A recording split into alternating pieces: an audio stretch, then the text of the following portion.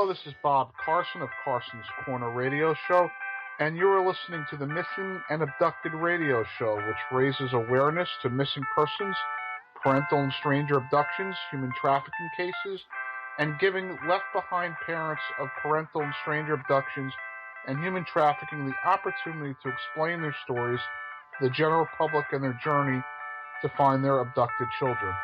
Blog Talk Radio.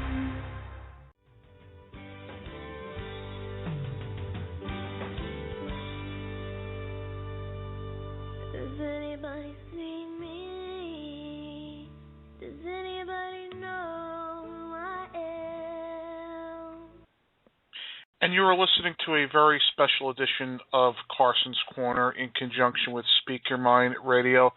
My name is Bob Carson, and the description you just heard accurately reflects what we're going to have on the show here tonight, a very, very special, very important edition of Carson's Corner. And we're going to bring on this evening's co-host right now, the host of Speak Your Mind Radio, Mr. David Levitt. David, how are you?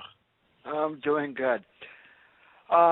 Okay, well, first thing I want to get out there is the most important thing in this case, and is about the reward that is out there. There is currently a $15,000 reward for leading to the arrest and conviction of who did this to Tabitha, and you can call anonymously. So if you're afraid, you're in fear that something will happen to you, you can call anonymously, and that number is 205-254-7777.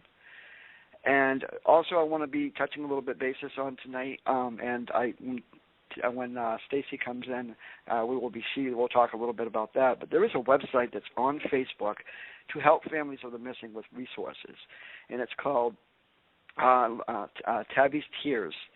And I will post that in the chat for people to actually check out and go to like that Facebook page. And she will also, when she comes on, she'll be talking about that.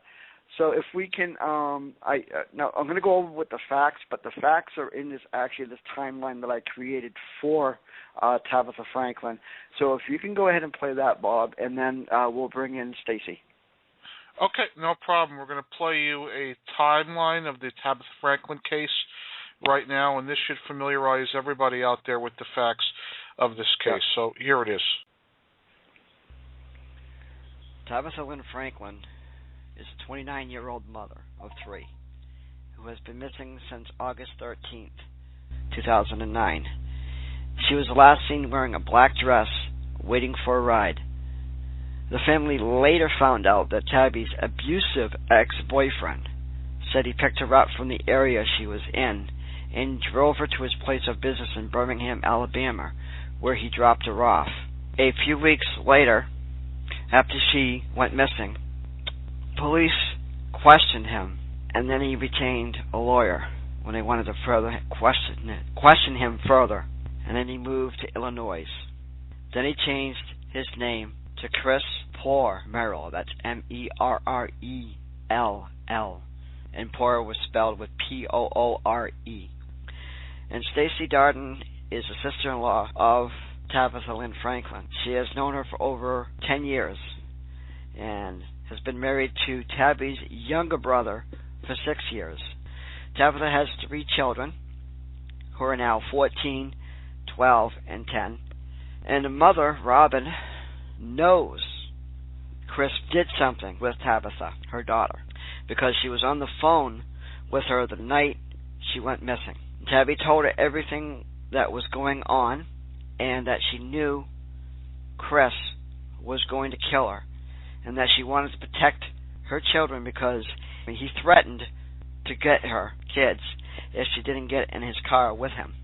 And the Coldon Sheriff's Department is the ones that are investigating this case, and still to this day, he's only been questioned that once.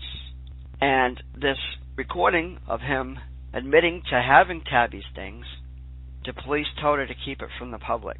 Well, she's not keeping it from the public. Hey, is Chris there?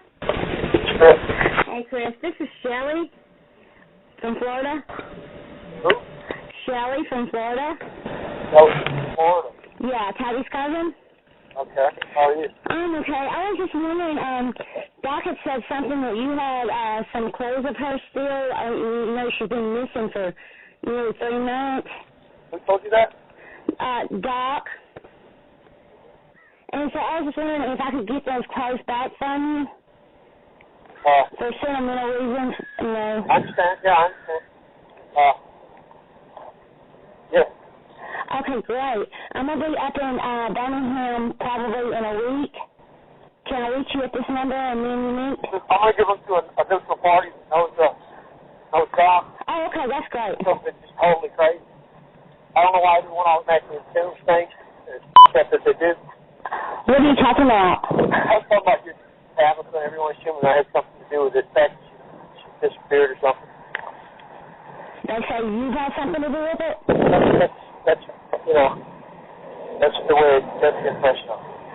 Oh, okay, well, that's not what I've heard. They just said that she's been missing and that she's on drugs real bad. So, What's your name? Shirley, I'm from Florida. Okay, why did you withhold your phone number? Because my phone was blocked automatically. And yeah, I call. Next time you call me, don't withhold your phone number. Okay, that's fine. Would you like my number? No, that's fine. I can give it to you and you can call me back or something if you want. Yeah, let's do that. Okay. Hold on 1 second. Let me get to a pen. Are you her cousin, you said? Yes. On her Aunt Kathy's side. Sorry? On her Aunt Kathy's side. But yeah, so you're going to give it to her close to a neutral party so we can get them? Yeah. It's just basically for sentimental, reasons. A lot of her pictures, too, so I mean... Oh, really? You got some? Oh, great. That's awesome. Yeah. I'm going to keep a couple of myself. I mean, but, I didn't know what to do, man. Everyone just was stepping on. Just call them back another time. I don't have access to a pen here. Okay, man, I will. All right. All right, and thank you for talking with me today. And just if you can, get those close to a neutral party or whatever. That way we'll have a little bit of something to, for the children and all that, I agree. So, but I do appreciate you talking to me, and I'll call you back and give you my number, and you can call me. All right. All right, thanks. Bye. There you go. And he never did return the call or the clothes in the pictures. There was some clothes that was found a year later in the lake. So now we're going to go ahead and go into the interview with the sister-in-law of Tabby Lynn Franklin. That's right. We're back live here on Carson's Corner. David, that's a fascinating update there. Fascinating chain of events there. Yes, it was. And now, Stacy can tell you more.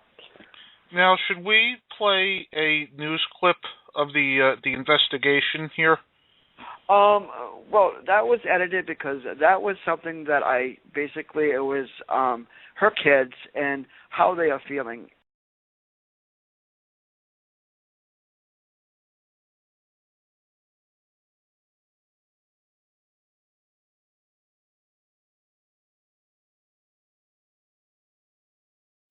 Well, the holidays are a time to spend with loved ones, but for one Coleman County family, there will be an empty seat at the dinner table. The night team's Haley Westbrook as the story of a search for a missing woman and how the community is coming together this Christmas. If I could make just one Christmas wish, I would wish I could see my mama. Please, God, grant me this one wish. It's not what most kids want, but for these three, it's all they want. I miss her a lot, but I usually just hold all that sadness inside. People at school, they have, moms and everything. And she's always there to call us every day, and she's always there for Christmas and birthdays, and she's not there anymore. Tabitha Franklin was last seen August 13, 2009. The only trace of her was last year when her clothes were found in Smith Lake. We will find Tabitha, or we will find out what happened to Tabitha, and we will search until I draw my last breath. We have no grave to go to. We have nothing to to remember her. So this year, friends and family are holding a Christmas to remember. Saturday, December 15th at Smith Lake Park, 3 Christmas trees will stand. Under them, presents to Franklin's children for the 3 years she's been missing. They want their mom. I don't know if Santa can do that, but, you know, maybe there's a Santa out there that can do that. Please, God, grant me this one wish, if just for a minute. She is someone I really need and miss. In Coleman, Haley Westbrook, ABC 3340. If you have any information, contact the Coleman County Sheriff's Office. We can talk more about that because she knows more because she was there. Absolutely. Is she on the other end? Yep. Let's welcome her right to let's... the show right now. Stacy, welcome to the program. Thank you. Thank you so much. Thank you, It's great Stacey. to have you on. You know, this is really a fascinating case, and I just kind of want to just give you the floor here to just reach out to the audience and just, you know, tell the audience exactly what's on your mind after hearing that timeline that David provided. Okay. Basically, what's on my mind is that this has been the most nightmare of a journey I've ever taken in my life. Usually, if someone passes away, you have an opportunity to bury them, and you have a place to go and mourn for them. We don't have anything. We don't have any answers. We don't have anything left from Tabitha. Because of her lifestyle of going from here to there, none of her stuff can be returned or has been returned, so that we can divide it among the kids. So it's a roller coaster of a journey, especially when you get leads coming in, and then all of a sudden they're put to a halt, and then you get leads coming in, and then again they're put to a halt, and then you see on TV where remains were found, and at one point in time there were remains found really close to where he said he dropped her off at.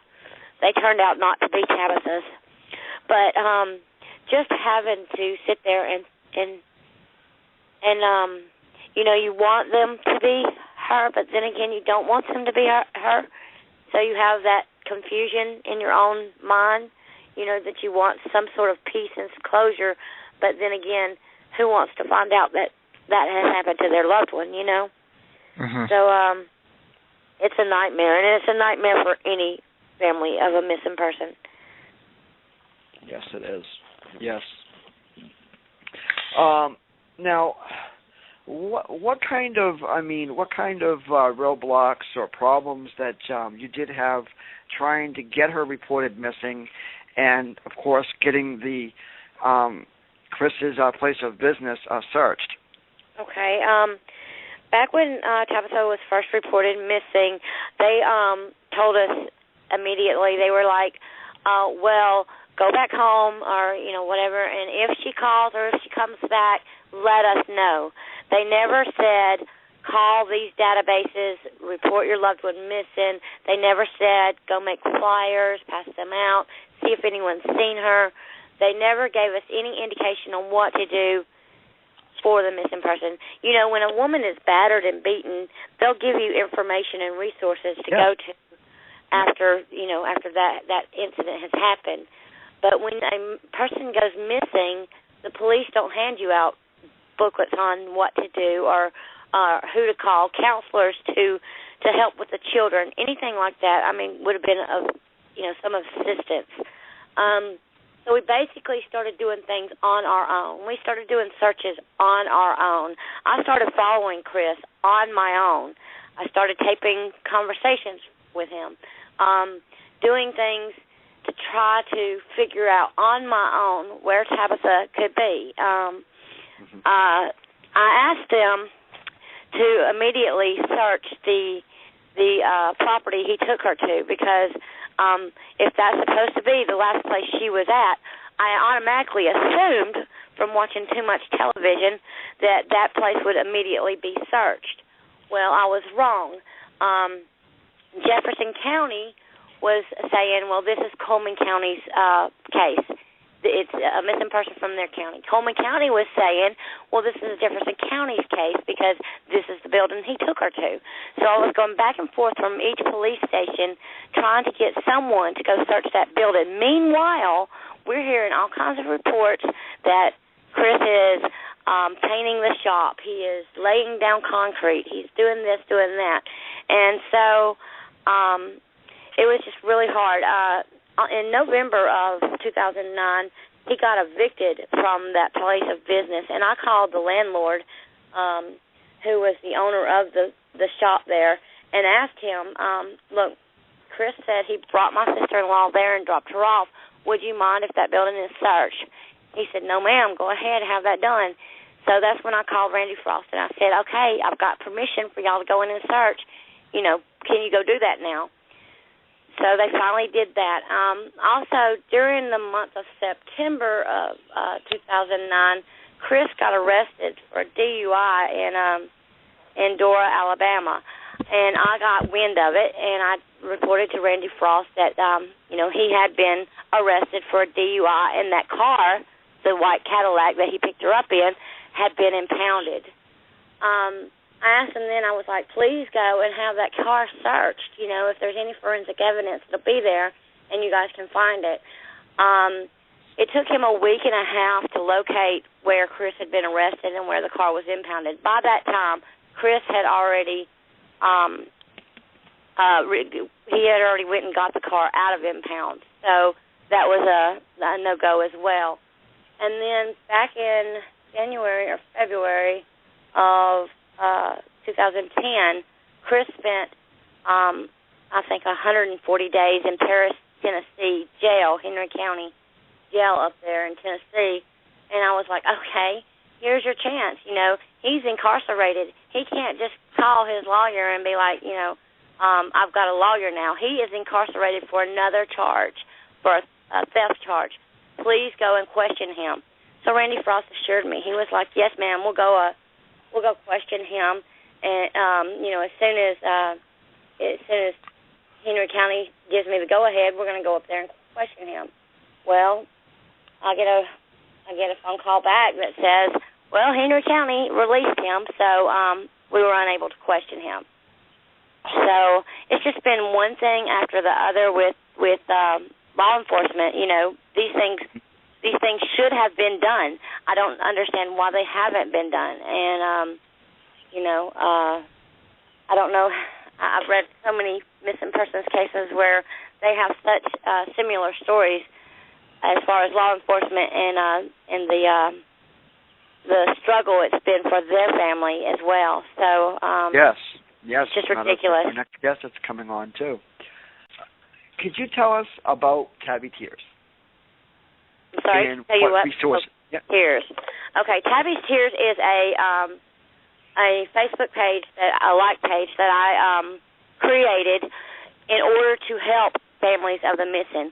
Now, I have been doing this for 4 years, where I've had people who were advocates for the missing supposedly try and help me with my missing sister-in-law, and then they have turned out to be some of the rudest people, some of them, that I've ever spoken to.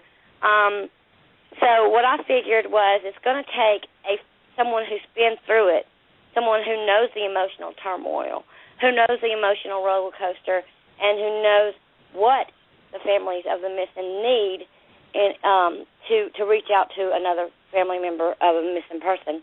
So what I do with this page is I put up resources like NamUs and databases that you can get your loved one into. I put out information on flyers on how to make them and how to get free flyers made up for your loved one. Also, I put up self-defense videos for people in domestic violence situations. A lot of times when a person goes missing, sometimes it is going to be linked to some sort of domestic violence or drug indication or something of that nature. So I try to give them information, resources, education, that sort of thing in order to help other families. Okay. through our conversations that we've had on Facebook and on the phone, and you've had some tips come in and some leads. Are you able to discuss those leads? Are you feel free to discuss some of those leads that you've had coming in and what problems you've had with these leads and leading to something that possibly could lead you to her? Most of the leads that we have that have come in from the family of the person of interest, Chris himself. See, when he was introduced to us as Chris Poore. Not until Tabitha went missing did he start using the last name Chris Merrell. This man gave me every indication of circumstantial evidence of him being guilty. You know, cleaning up his car, changing his last name, refusing to give a further statement, getting a lawyer. There was no reason for me to think anything otherwise that this man had done something to my sister-in-law. There had been prior abuse. So the tips that we have been getting in a lot of times come from family members of his. And then they'll give us locations of places where he has boasted and bragged about, you know, what he's done to her and in places where she may be. So, and I've tried to have the police follow up on those leads. A lot of times the police will tell me that this is hearsay since it didn't come directly from someone that was there at the time. It is considered hearsay. They won't search the areas because it's too deep or it's not an exact enough area or location for them to search. Now, do you think as far as if there's anything else, I mean, besides that could have possibly made Tabitha go missing, besides the abuse, is there something that she possibly knew that, you know, she might have been going to somebody about? And, it's definitely possible. One of her friends had told me prior to, after she went missing, that prior to her going missing, Tabitha went over there and told her that she knew something about Chris and that it was going to end up ultimately causing her to lose her life. And the friend kind of persuaded Tabitha to talk more about it, and she was like, well, you know, is it something to do with the loss of another life? And Tabitha said yes. So I'm not sure, you know, I can't be positive on that. That's not something I heard myself, but this is something that was reported by one of her friends. Still, they should be, you know, following out these things because it could always lead to something. Is there anything else that you would like to say? I mean, I have some questions too, if I can fit in here. How would you describe Chris? You know, we kind of heard bits and pieces about his relationship with your sister-in-law. I know that the police only interviewed him once after this happened, and what type of person would you describe him as? Okay, I had the unfortunate pleasure, I guess you could say, of meeting him one time. He was brought to my house by Tabitha, and immediately when I met him, I told my husband, there's something about that man I do not trust. I just felt a distinct vibe of violence or nastiness. I didn't know if he had raped someone or if he was, you know, if he hurt someone or what, but that was my immediate impression of him. The kind of person he was is, from what I've gathered from his family members and from people that did know him, is that he was a steroid user. He was very into his body and working out. He was also into methamphetamines and drugs of that nature. He was also into a car chopping business from things that I've heard. So, and he has an extensive criminal past. He spent 5 years in Gus Harrison Correctional Facility in Flint, Michigan for assault with an attempt to rob. So this is a man with a long criminal past, along with his family. His family shares a long criminal past with him. So, and then there was the abuse that he inflicted upon Tabby. He had started out at first, I guess it was mainly shoving, slapping, kicking, punching, that sort of thing. And she would either not come around us, or she would hide behind sunglasses or something of that nature. A couple of times she would call me from their home on Muggle Loop Road, and she would say, "Please call the police. He's about to kill me." And I would call the police, and by the time the police would come there, either he or she would get rid of them. So there were never reports made at that time.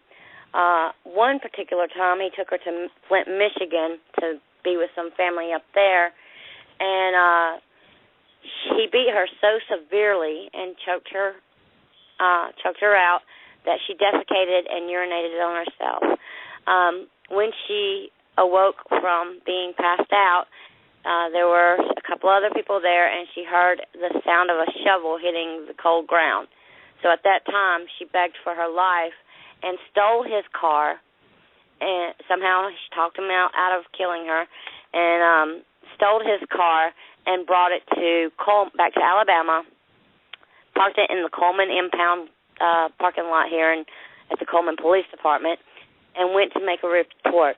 They said because the incident was attempted murder and happened in another state, she would have to file charges in that state. So she settled for a restraining order, in which he called her a month later and described to her what her daughter was wearing, and said if she did not drop the restraining order, her daughter would be next. So, as any mother would, for fear of her child's life, she did drop the restraining order. Now, was he the father, or? No. Okay. No. No, these children belong to another man. He does have a child, and he recently had another child with another woman in Illinois.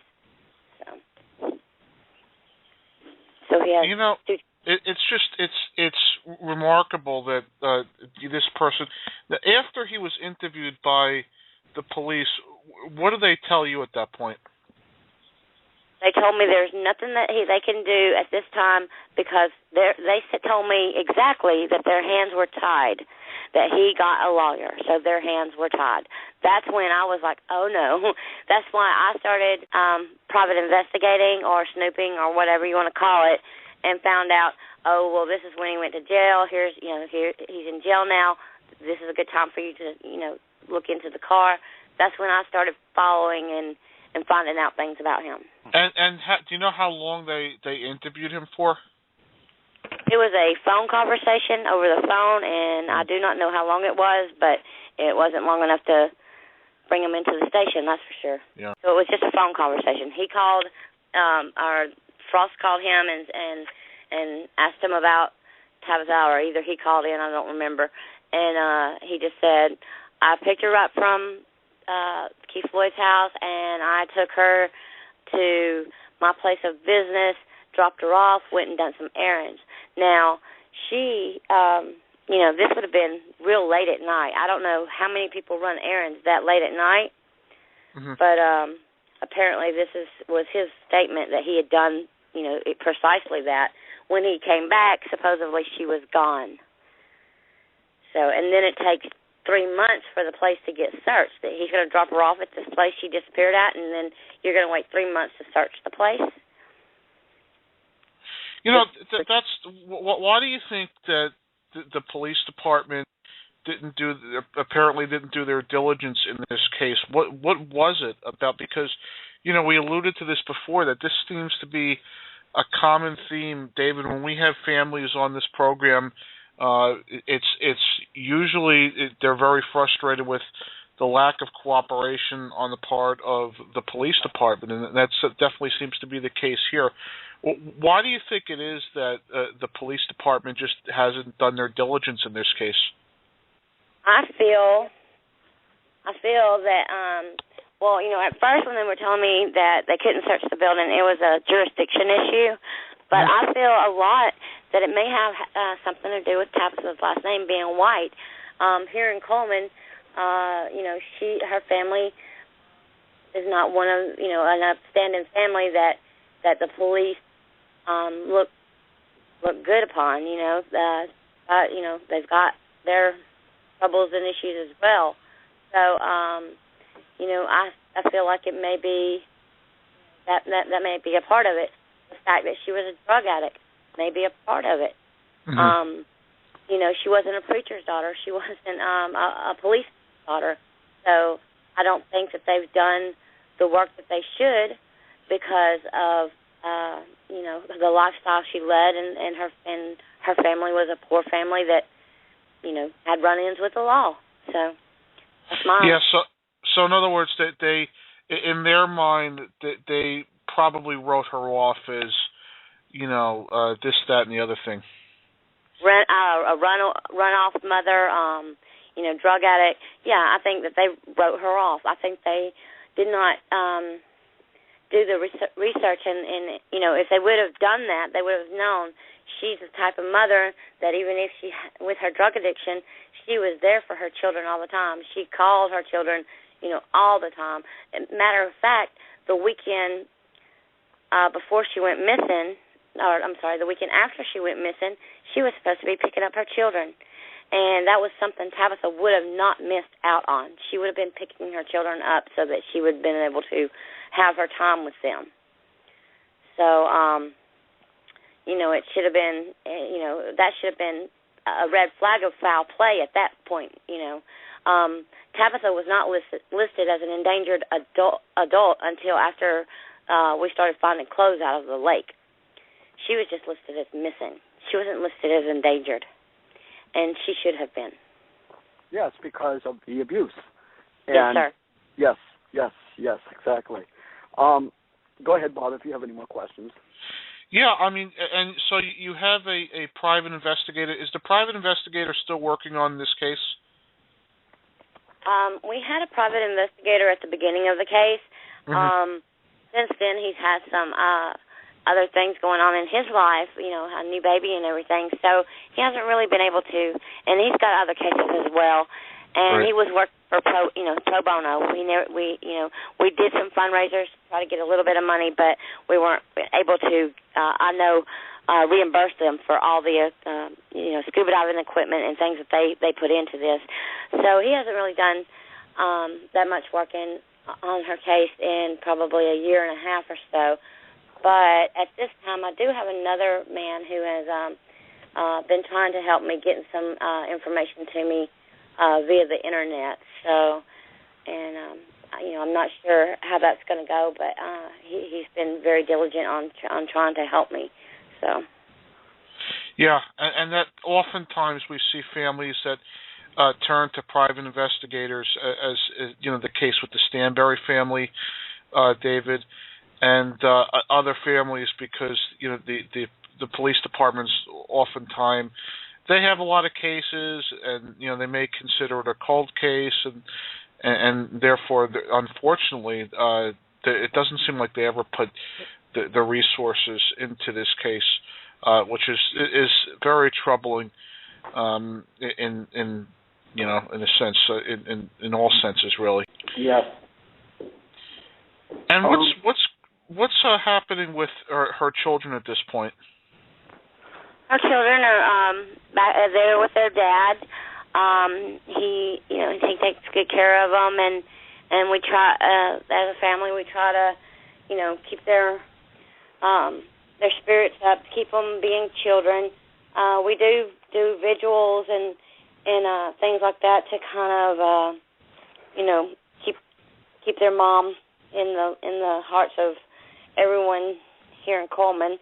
And sometimes it's hard for the children to look at the videos, and I had to take them off of her page because they would see that picture of her with the black eyes, and it hurts them.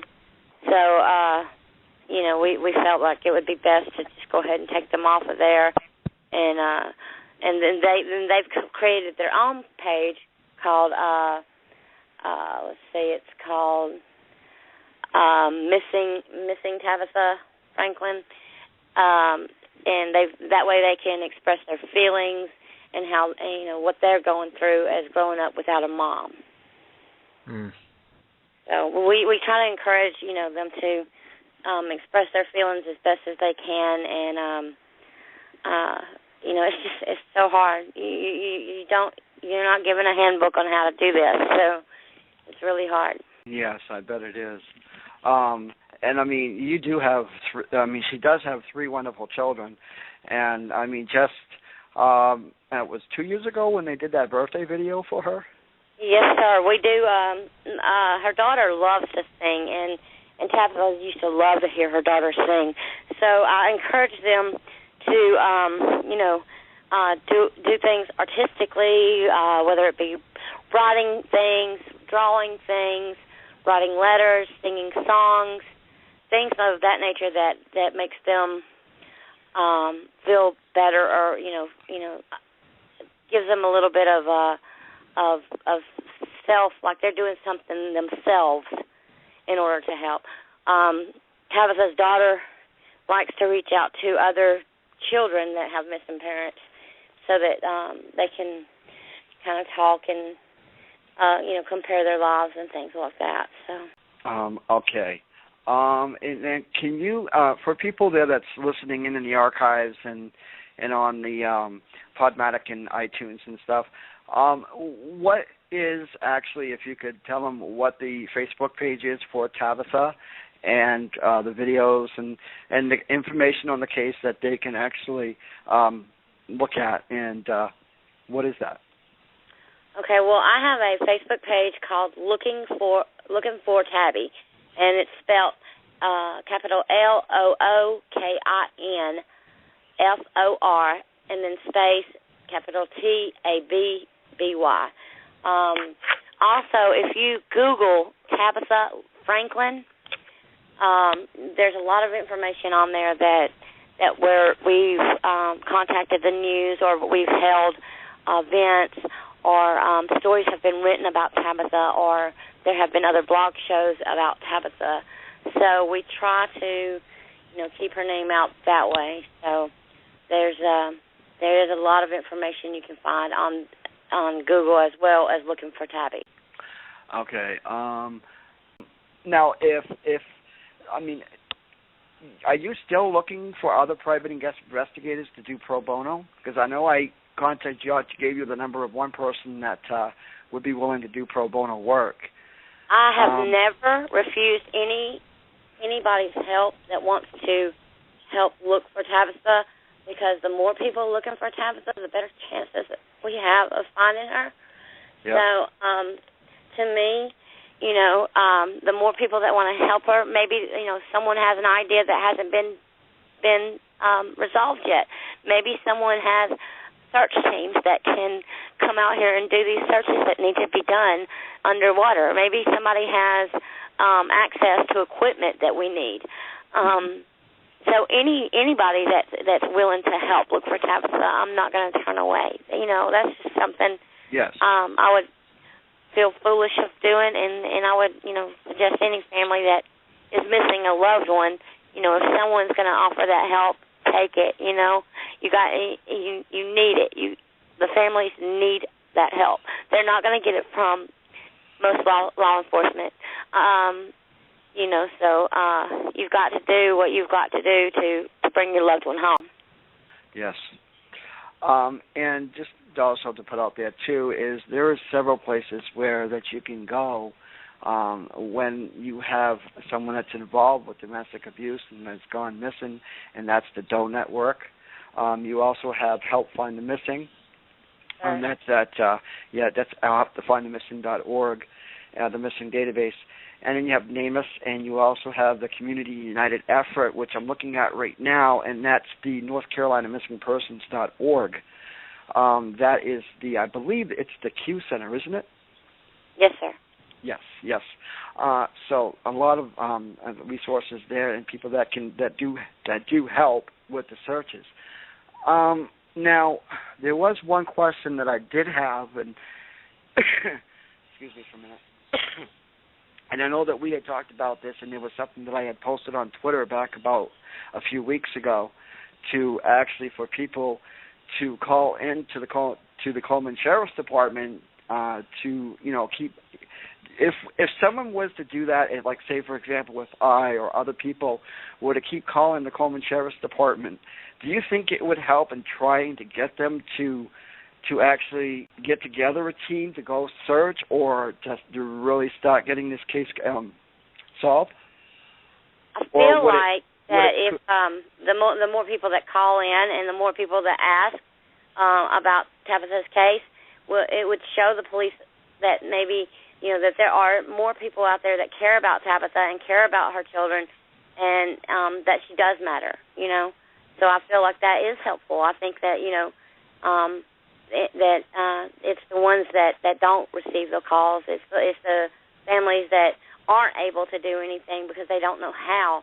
That where the cases go unsolved for so many years. You've got to reach out to the public. You've got to reach out to everybody and be like, look at this woman. Look at her with her children. Look how she is with her children. Look at the love that's there. And, imagine if that was your mother or your sister or your daughter. Imagine if it was someone that you cared about. It can happen to anyone. There are so many women that are involved or have been involved in domestic violent relationships. It could have happened to any of them. There's a lot of women that have been, on the wrong path and grown up around drug addiction and become drug addicts. But it could happen to them. Just because you're on a wrong path doesn't mean that that there isn't something that somebody may not help you. If you're given the chance. Tabitha was not given that chance. I don't believe she's still with us. Our whole family is, you want to hold on to hope, but unfortunately we weren't given that option. We were never given the option of even thinking that for a minute that she may still be alive. Yeah. There was also one person that you believe that has some information who just recently was arrested, and who Jeremy Bova? Yes, sir. Yes. Was he ever questioned? Yes, sir. Jeremy Bova is one of Chris's cousins, and he had told another cousin of Chris and his that and I've got the statement on Looking for Tabby's page where I had spoken to the girl in a private message, and she had told me that Chris had cut off a tattoo of Tabitha's and put her in some caves here between the place where she was picked up at and between his house.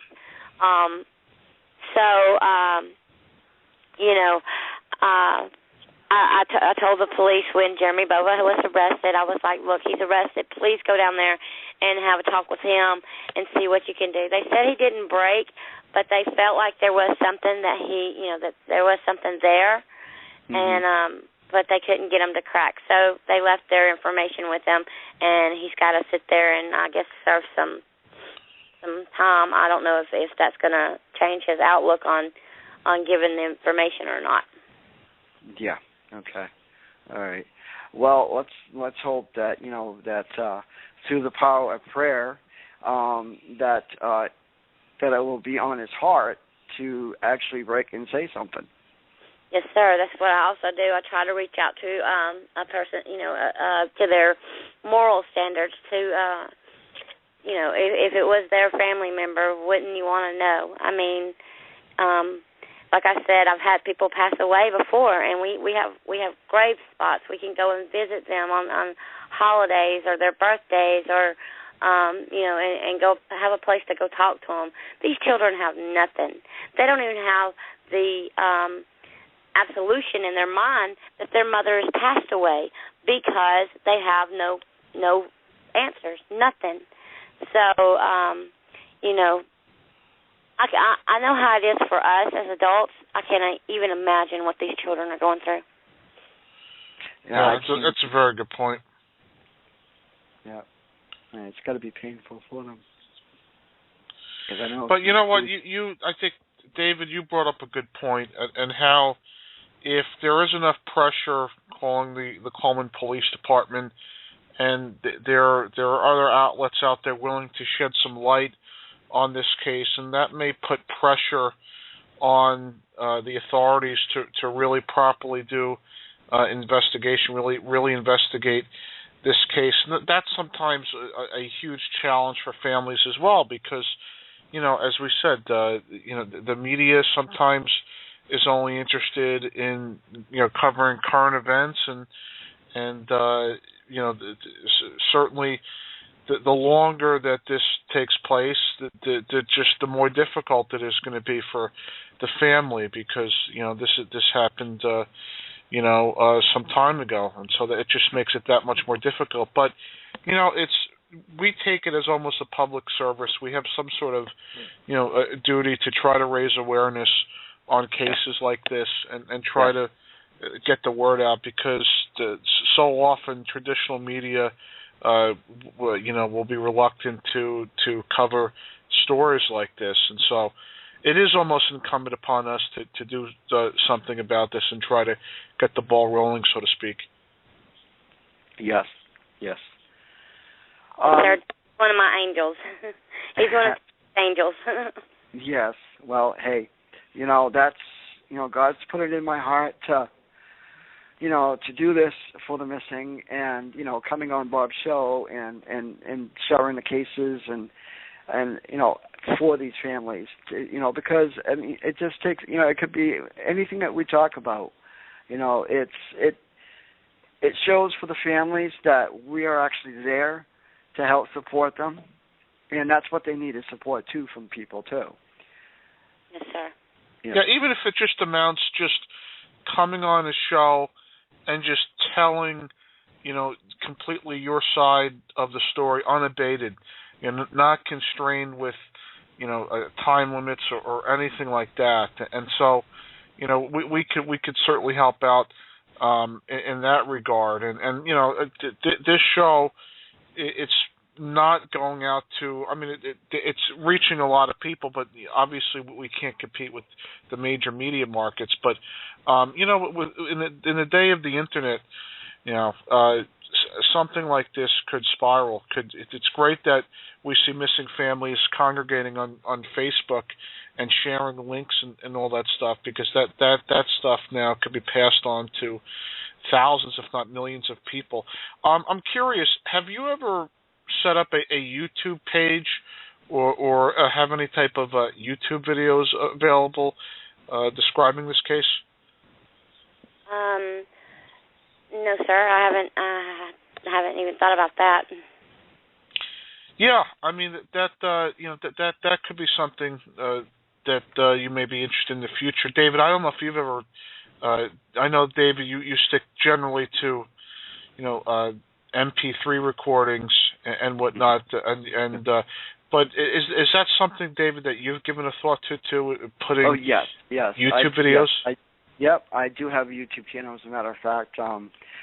Just a few weeks ago, I think it was a few days before Thanksgiving, I actually did on Tabitha Franklin and on Spreaker. And it was an interview that was done with the Missing and the Miss from Kinsley Brunn, the one who actually got me started up with my website and paid for the domain for the whole year. So, yes, they can actually go to that, and that is actually on, it's youtube.com and ndsman64. And I'm going to be actually changing that, because what I'm going to be doing is I'm going to be having a YouTube channel for Speak Your Mind Radio, and all of the cases that, we do in the updates, and because I do go on occasionally, and do any updates that are done, that I see on Facebook or whatnot and hear about, and that will be uploaded to that YouTube channel. But for the time being, it's my personal YouTube channel, which is NDSman64, so they can actually listen to that interview from back in 2011. Correct, Stacy? Yes, sir. Yes, with Kinsley, and any of the other cases here that we have. I mean, there's also Selena Cass, who, as a matter of fact, just not too far from me, about 45 minutes away from where I'm at, came up missing in Stewartstown back in 2011. Her body was found in the Connecticut River, and still to this day, there has been nobody arrested in this case. And the mother is still. Even though the Assistant Attorney General, she's still, they're still working on this case, but nothing has come up. No new leads, no nothing. And that's one of the other ones. As a matter of fact, there's one that's just went missing in October 23rd, October 9th. Abigail Hernandez. And as a matter of fact, November 6th, they just released, they had a press conference. When she went missing on the 9th, the mother had received a letter November 6th. This letter was written on the 22nd of October and sent out on the 23rd. But she did not get it until 13 days later. They didn't release as to why, what was in the letter, where it was mailed from, or as to why it took 13 days for her to receive that letter. But as soon as she received that letter, she turned it into the authorities, which was on the 6th. And she's a 15-year-old teenager, and she's at grave danger because this, like you say, they don't know if she's, if she went on her own and coerced or what. And, like we're going to be talking about this next case that's coming up with Phoenix Coldon, some of the similarities with how these two people went missing, even though they prefer not to associate their daughter with Stacy English, because they do believe that she is alive. And I do myself believe that she's alive. But in some cases, the way this kidnapping went, her gone missing could be, looks like some cases of human trafficking or drug trade, being taken by that. Well, it's great, David, to see that you're doing this, and we all have to continue. Anything that you either of you want to say in closing as we approach the top of the hour here? I would just like to say, if anyone has any tips and they're afraid to and let anyone know about them. I don't care if you have to write it on a bathroom mirror at a public restroom. Just, let us know where she's at.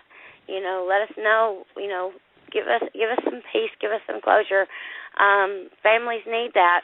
And, when I find Tabitha, which I don't have a doubt in my mind that I'm determined enough to find Tabitha, that I'm going to help other families of the missing and other women with domestic violence, because I think that's what Tabitha would want. Yes, exactly. Yes. Now, there is a phone number for people that can call in anonymously with any tips. Again, that number is again? It's area code 205-254-7777. And you can call in with an anonymous tip. They'll give you a code. If your tip leads to Tabitha being found, they will use that code to track the whatever the call or whatever. You do not have to come in for a witness or anything, and you will still be eligible to receive the reward money. Okay. All right. Well, thanks a lot for coming on the show, Stacy. I really appreciate it. Thank you guys for having me. Thank y'all so very much. You are welcome. And anytime. Like I say, my thoughts and my prayers will be with you every single day. Thank you. Thank you. Absolutely. Thank you very much, Stacy. You're welcome. Thank you. Bye-bye.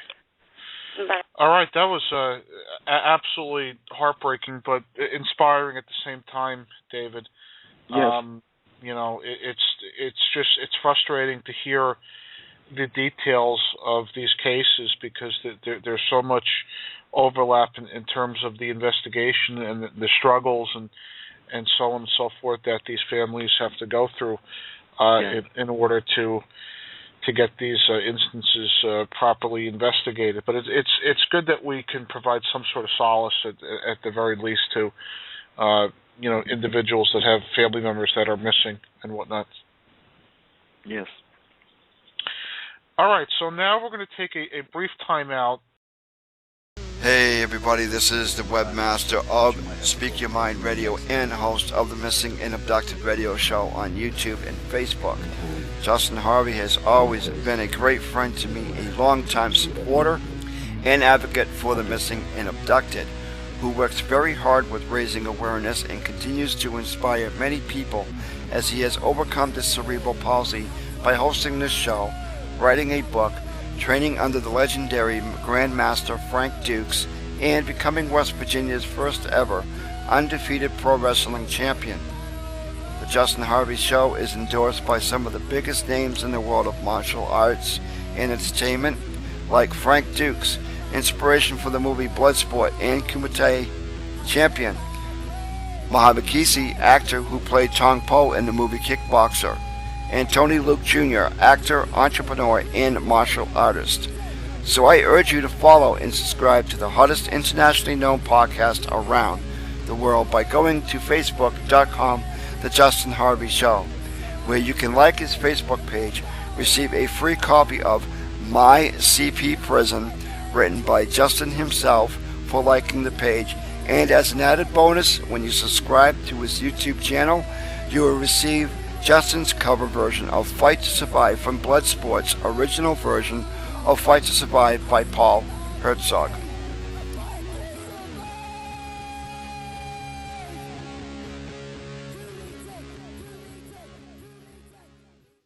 We of the Kokurukai salute you.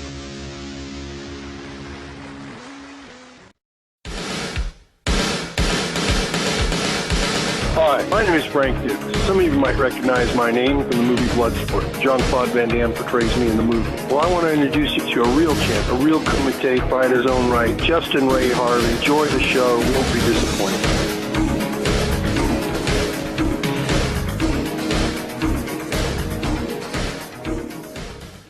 All background music for The Missing and Abducted and Speak Your Mind Radio has been provided by me, Justin Ray Harvey of The Justin Harvey Show. Be sure to tune in on YouTube at Frank Dukes Fan for my official channel for shows and updates. See you there. Keep on rockin', David Levitt. We have a case. It is on Phoenix Coldon, and it's been a year, 11 months and 22 days as of today that she's been missing. And she was last seen on December 18th of 2011 at 3 p.m. in the driveway of her family's St. Louis County, Missouri home. Roughly 3 hours later, Coldon's black 1998 Chevy Blazer was impounded by police after it was discovered about a 25-minute drive from her home at 9th Street in St. Clair Avenue in East St. Louis, Illinois.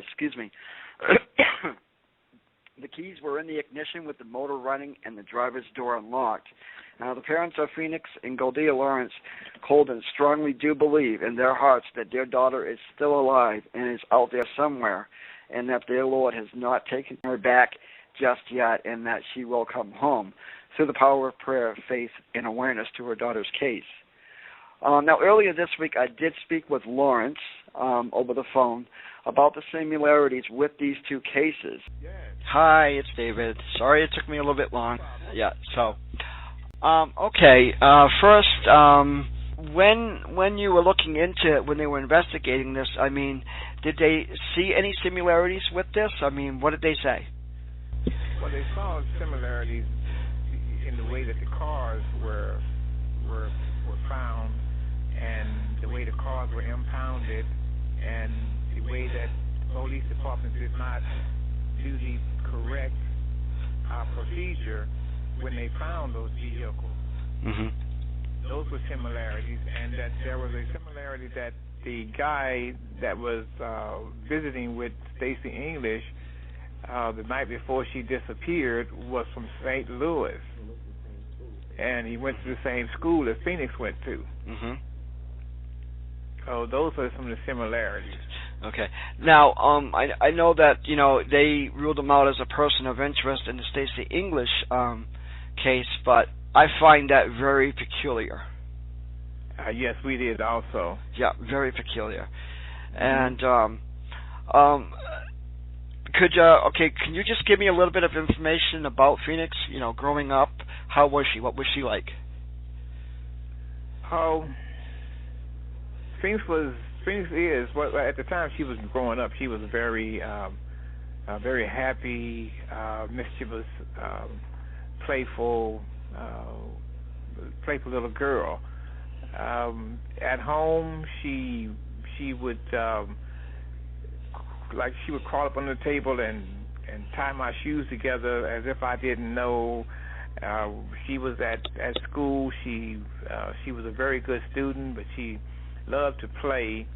And after school, she would play all the time.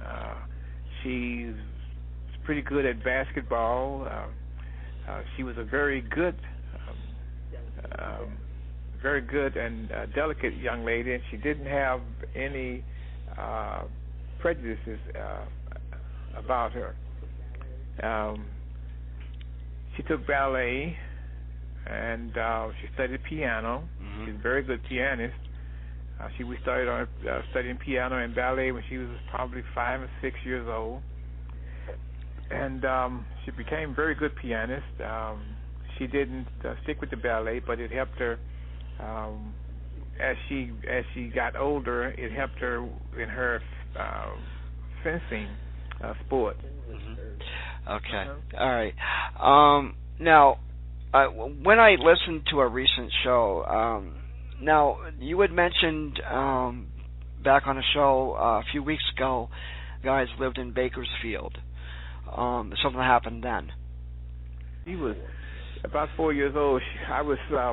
She was just learning how to ride a tricycle with training wheels on it, and we were outside.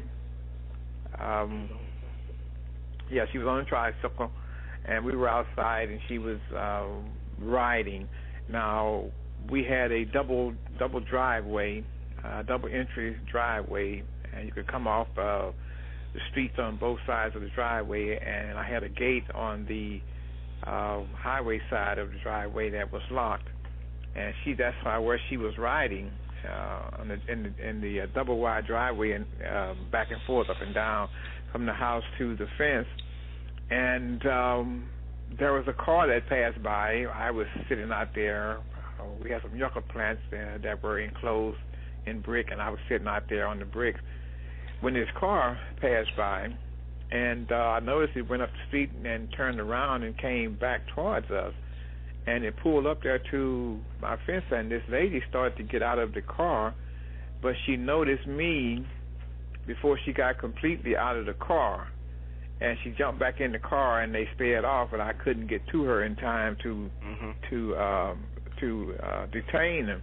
But I got the license number and description of the car, the make, model, color, and the license plate of the car, but they said they never could find the car.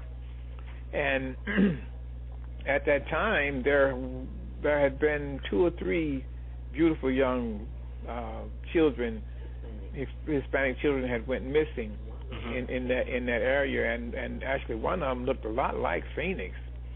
And I'm quite sure that these 2 people were going to try and get our daughter at that time if I hadn't been out there in the yard with her. Yes, it probably would have happened.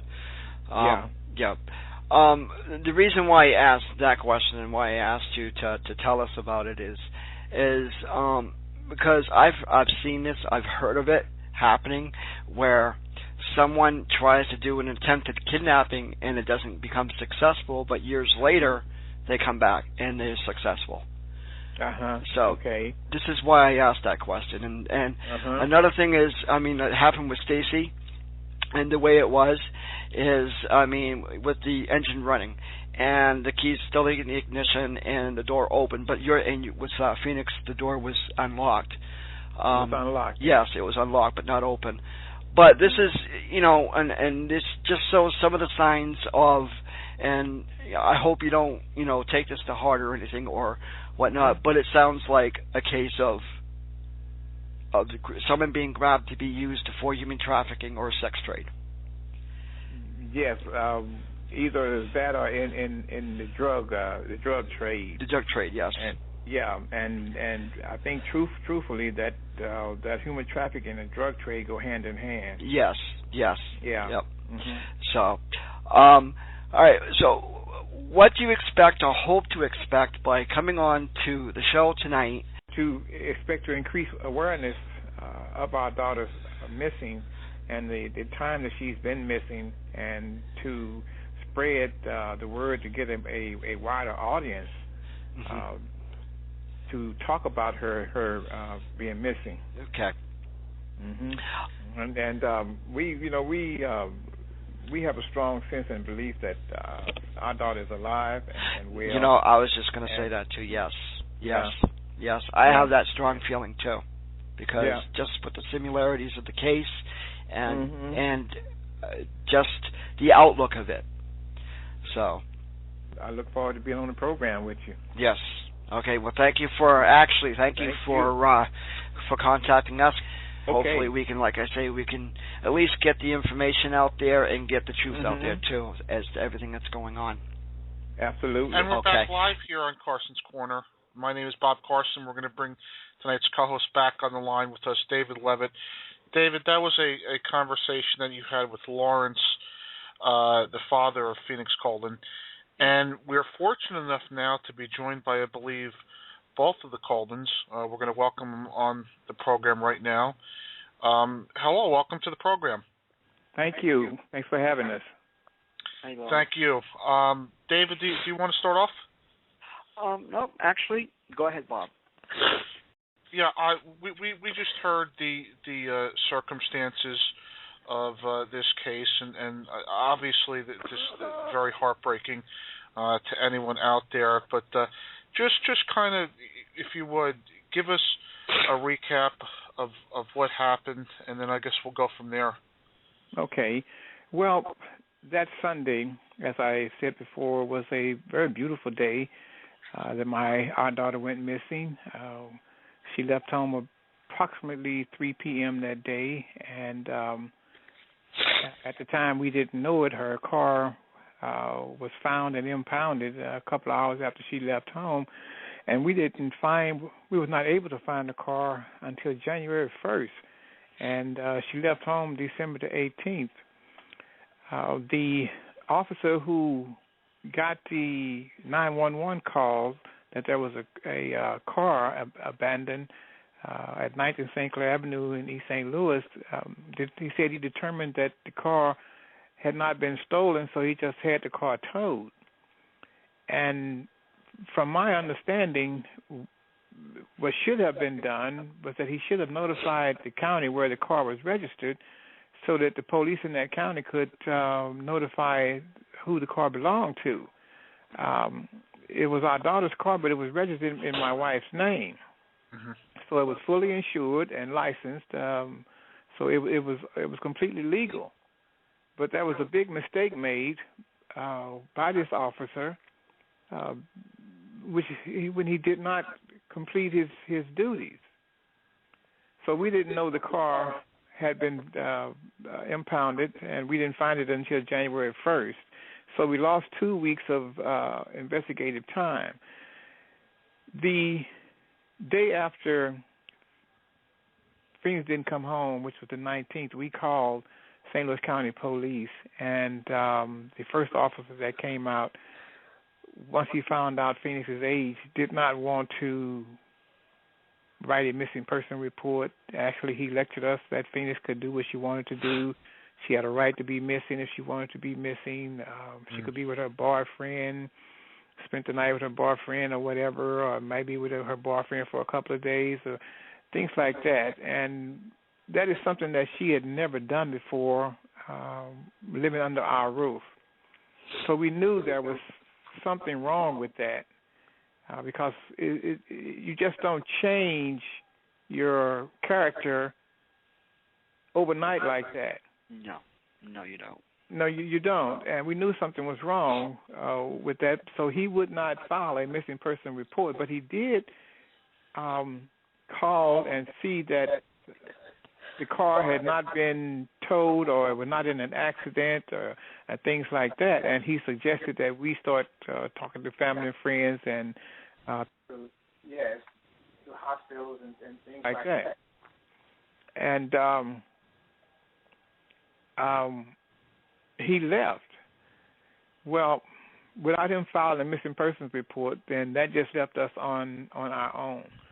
And we started doing what he suggested. We called the hospitals, we called families and friends, and we also, the following day, we called back to the St. Louis County Police and had another officer come out.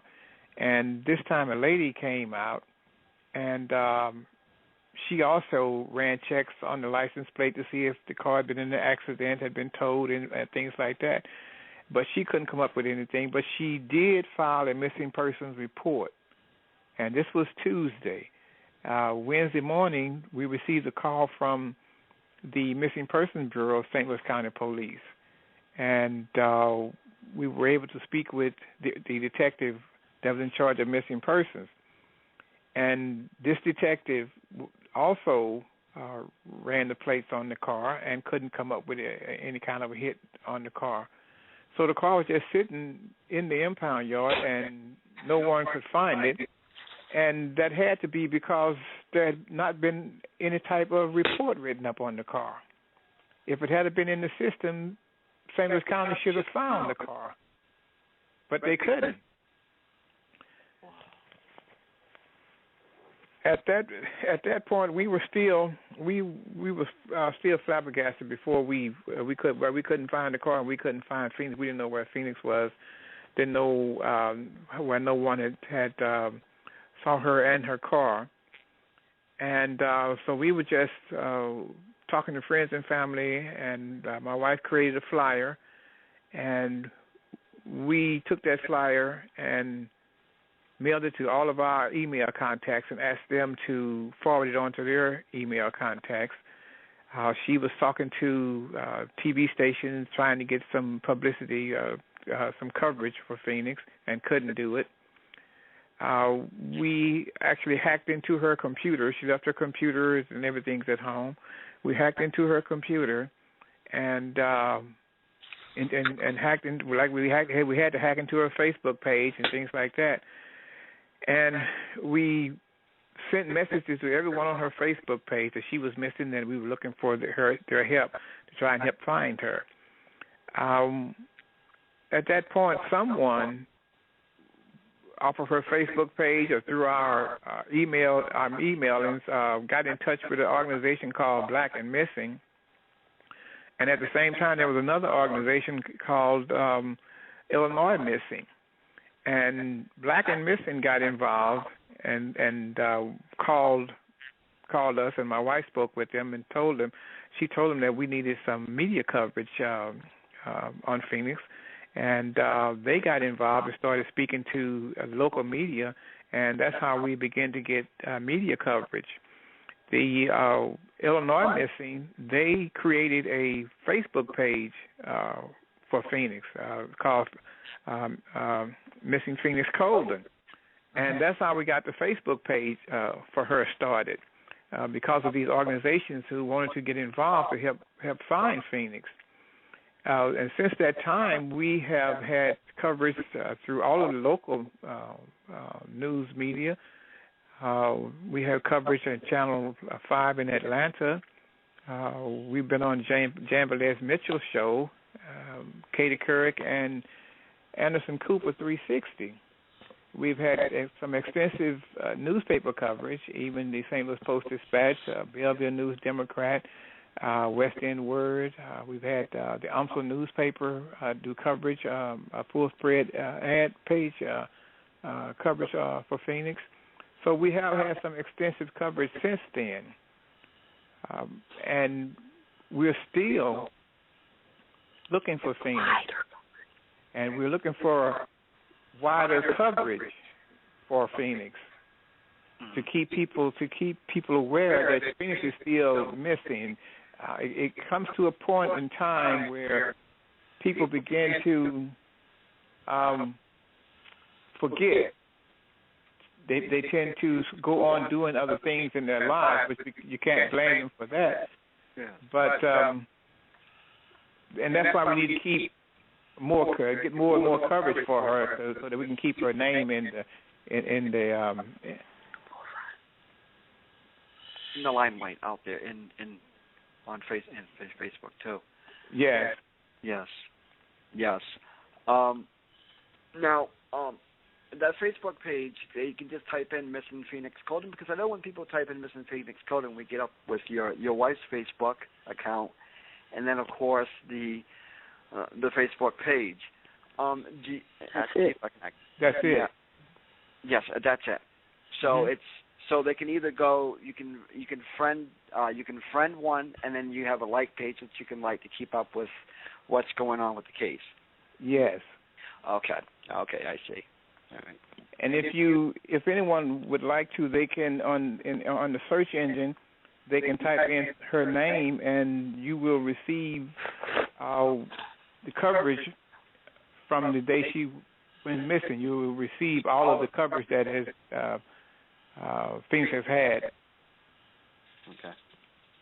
I have a question, and this is kind of real baffling to me, is that they found her car, a 1998 Chevy Blazer, I believe, while it was running, correct? Yes. Okay, correct. And even despite that, the police officer who responded did not want to file a missing police report, considering that the car was found like that? Well, the officer who found the car was an East St. Louis police officer. And at the time, we were living in St. Louis County. The officer who found the car said that he determined the vehicle was not stolen, so he just had it impounded. Okay. Now, the next day, we called the St. Louis County Police, and the first officer that came out is the one that didn't want to file a missing person report because of her age. Yeah, but it just seems to me that if you don't find vehicles like that running, and then you put that with the fact that you guys were contacting the police department, you haven't heard from her or anything like that. These all seem like troubling facts that would lead to a more seemingly urgent response from the police department. It seems like that, but the officer who was dispatched to the vehicle did not know there was a missing person connected to the vehicle. We didn't know Phoenix was missing at the time ourselves, because it was such an early time after she went missing that the vehicle was found. But his problem was that he did not do his job properly. If he had done his job properly, we would have had that car that night instead of 2 weeks later. Mrs. Coldon would like to say something. Okay. This is Goldia. Can you hear me? Yes, I can hear you. Okay. The police officer said that he determined that the car was not stolen. I would like to know, how do you determine a car is not stolen without contacting the owner? Everything was in the car. The insurance card with my name, which you're required to have an insurance card in your car, the insurance card was in the car. Yeah. The insurance card was in the car, and nobody ever contacted us. So how do you determine that the car was not stolen without contacting the owners? That is a question that has not been answered to this day, and today is December 10th, 2013. How do you determine that a car is not stolen without contacting the owners?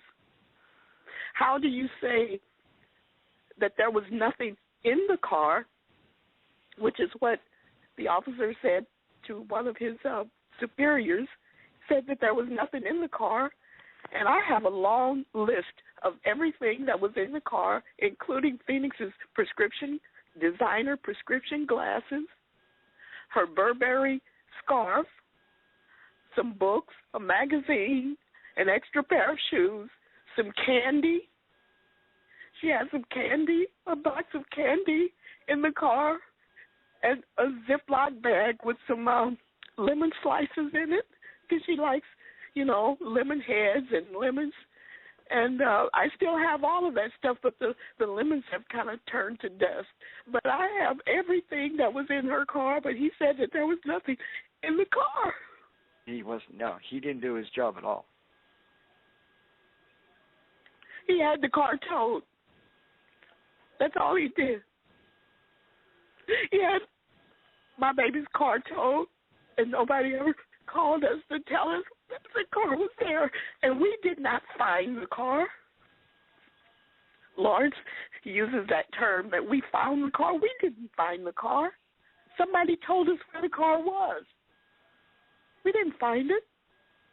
We didn't know where to look. We had no idea that the car was in East St. Louis, Illinois.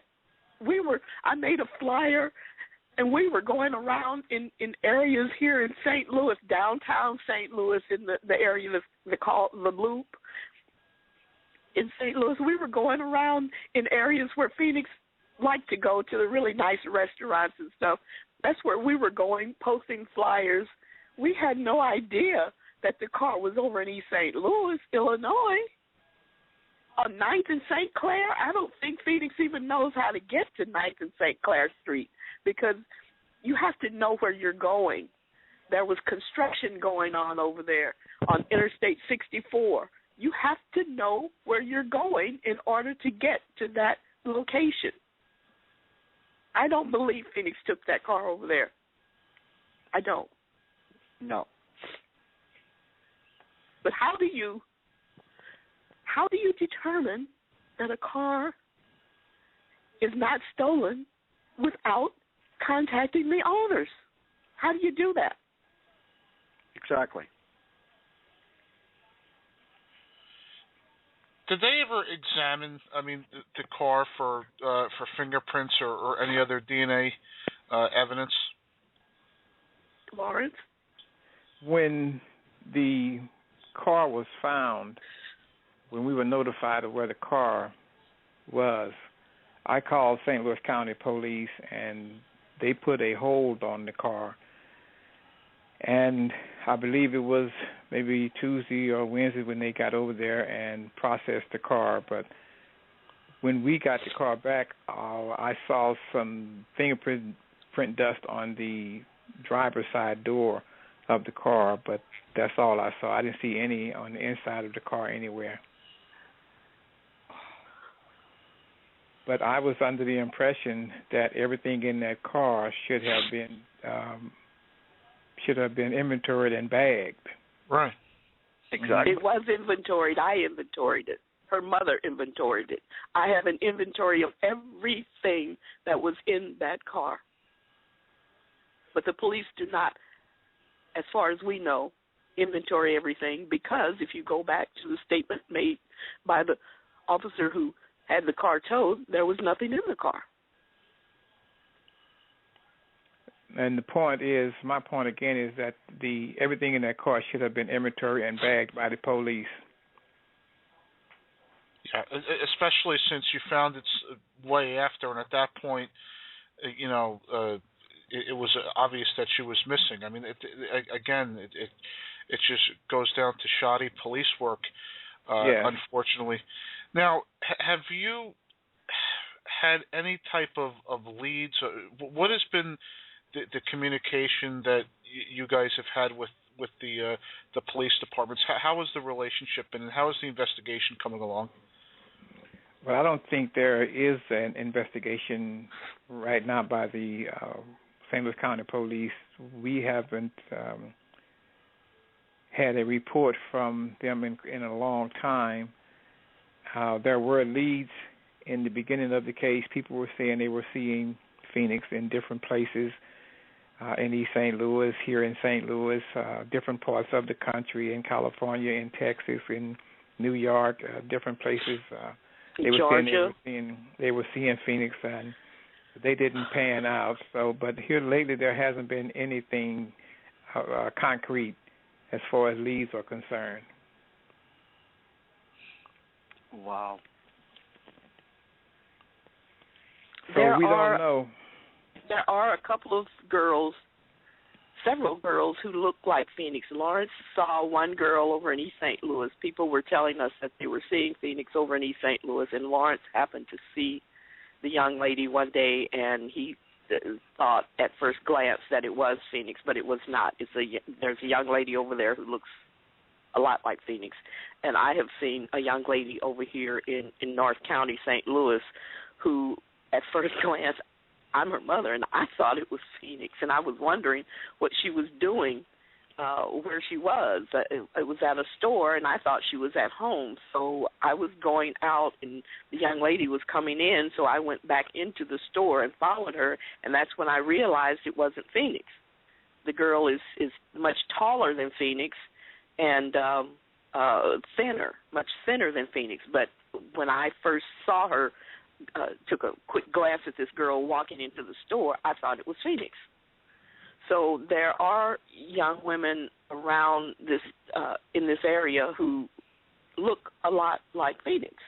So maybe that's who these people are thinking that they're seeing. But we have gone to Texas, we've been to Georgia, we've been to New York, we've been to California twice. Well, Lawrence went one time, and I went another time on leads about Phoenix, and I don't think anyone. Any of these people who say they saw Phoenix. You understand what I'm saying? They didn't see Phoenix. Yes. I don't think they were people who were being malicious and sending us on a wild goose chase. I think these were people who were trying to help and probably saw young ladies who resembled my daughter. Mm-hmm. What do you, and either one can answer, what do you believe happened on that day? Well, we believe Phoenix went to meet with someone to tell them that she was not going to be a part of whatever they had going on, and they abducted her. She left our home under the assumption, well, actually, they're under the assumption of a threat on our lives, her mother and father. And we believe that she left trying to protect us. I thought about it and wished 1,000 times that she would have had let her mother and father fight her battles for her, but she didn't do it. That's how I believe they got Phoenix, is that they threatened our lives. And that's how these traffickers and dealers get young ladies, is because they tell them about hurting their parents, their family. They tell them that they have people everywhere watching. They tell them that they have the phones they've bugged and all that kind of crazy stuff. And I believe she was afraid for us, and she went with them. And that's, yes, I mean, talking with you, and then of course hearing on a previous show what had happened to that what you stopped from almost happening to Phoenix when she was 4 years old. It was, and looking at this case and how, and I know that, and I do want to stress here too also, okay, is, even though there was media made connection between Phoenix and Stacey Inglis' case, the Coldons prefer not to link their daughter to her, as they believe Phoenix is still alive. And this is, looking at these two cases and how it happened, okay, that's what I truly believe, is her life was threatened. I mean, I'm saying your lives were threatened. She was threatened also, and it had to do with either drug trafficking or something else that deals with the trafficking. Yes. We have had a lead from someone that there was a threat. We have had a lead, and this is from someone that we've talked to, that they were going to kill us. And Phoenix has Phoenix left home with every intention of coming back. She left home with every intention of coming back. Otherwise, we would not be able to see some of the things that we have seen, some of the clues. Phoenix, I don't think she intentionally left clues, but the things that we have found in her room, they're clues. They're clues. Mm-hmm. And there is a threat. It's in writing. And like I said, we've had we talked to someone who indicated that there was a threat. We don't know who. Has the authorities, of course, you've mentioned this to the authorities. Of course. And they're not listening. Or are they following up with that, with what you have? We don't know.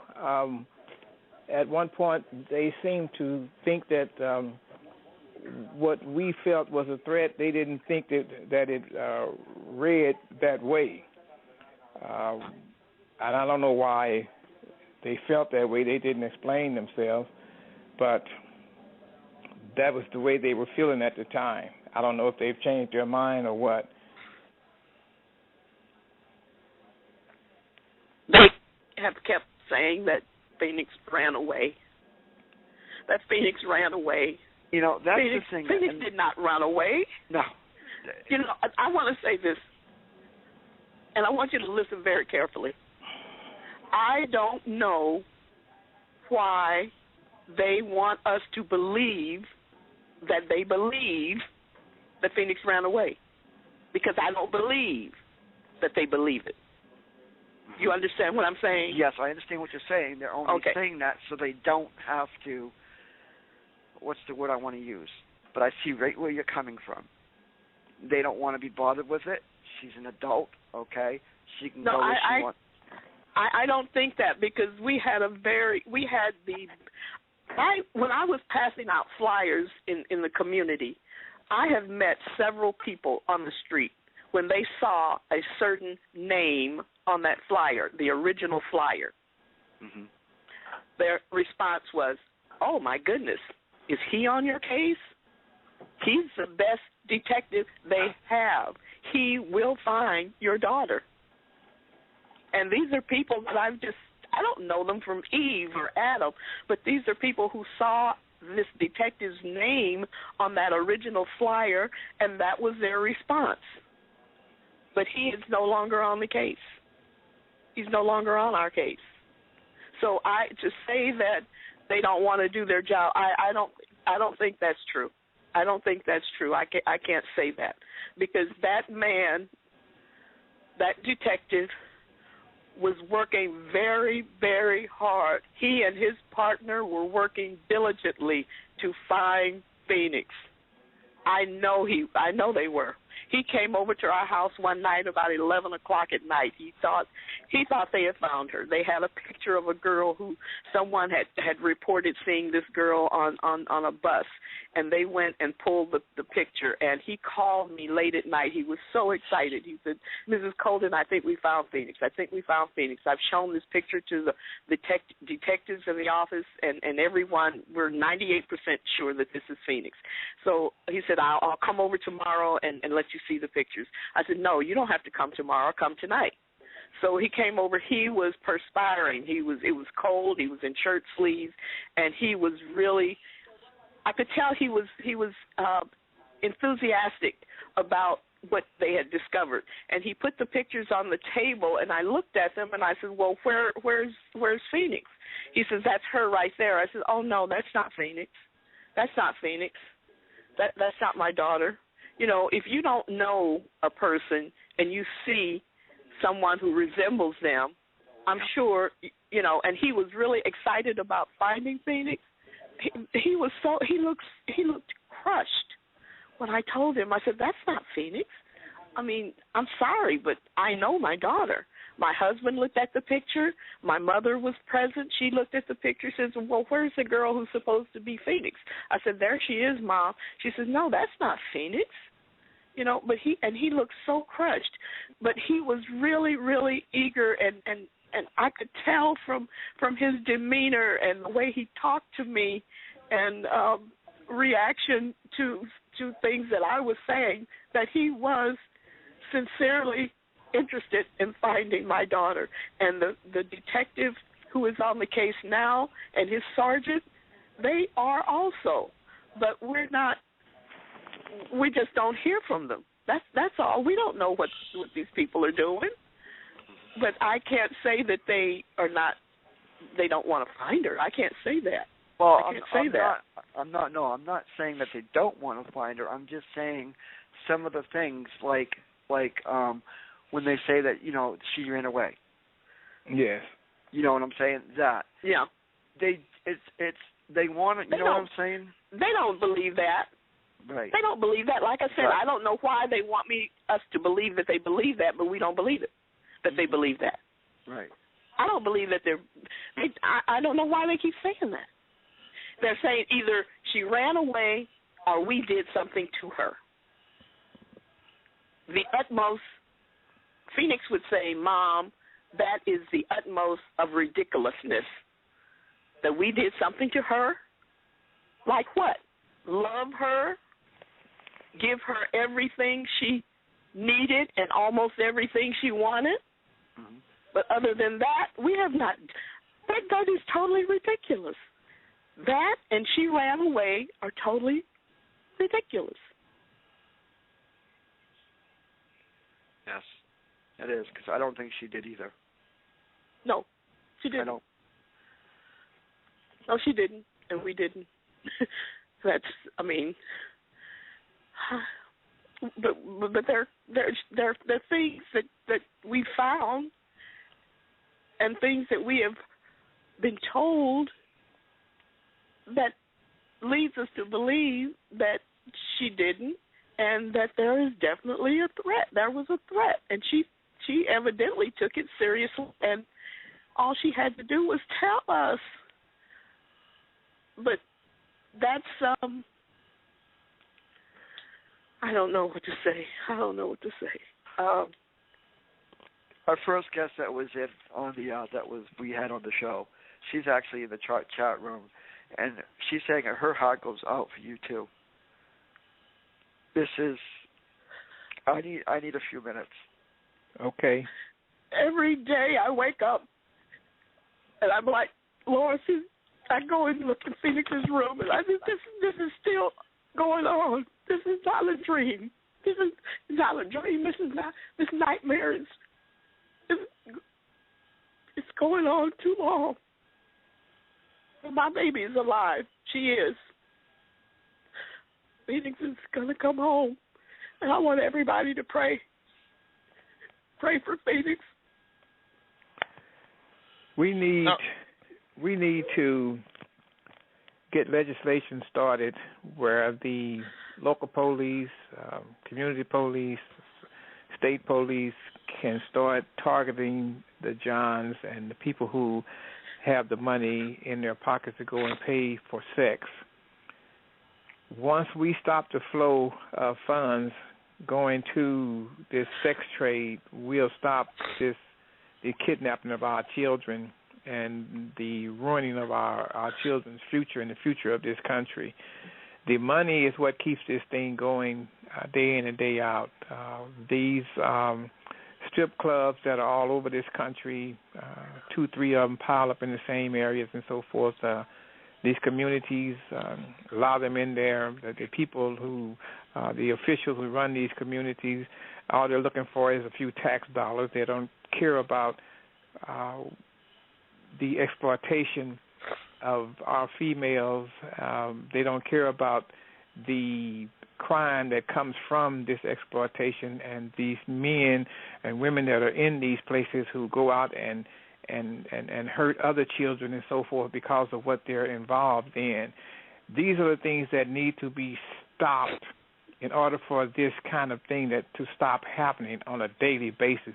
Every day there's 2,000, 3,000, 4,000 of children in this country go missing. Right. That is totally ridiculous. Missing?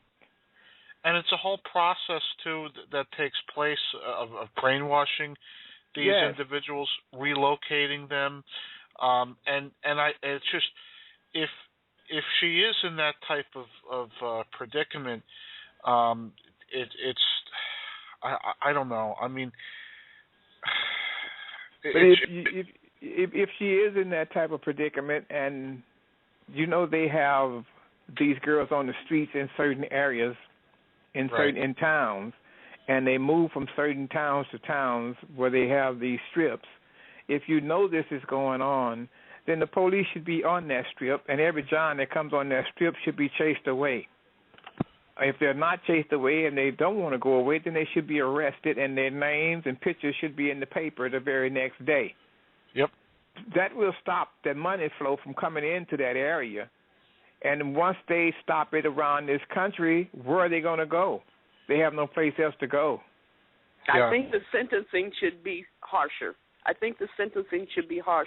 There are women, there are grown adult women who will gladly go into the strip clubs and do that, or prostitute. They don't have to take young girls or young boys. They even take young men too for this. And if they do, they are endangering the future of our country. When you take a young lady and use her body to the extent that once you let her go and she's not able to have children or have a normal life, that is a crime against our society. That should be a crime that an agency such as, say, Homeland Security should be looking into, because that is endangering our nation's future. Just like a terrorist. It is terrorism. It's the same as in any other kind of terrorism. Mm-hmm. And our government, and we are the government, we the people. Yep. I'm sure you've heard that term, we the people. We need to stand up for what is right. We need to protect our children. We need to get back to family values.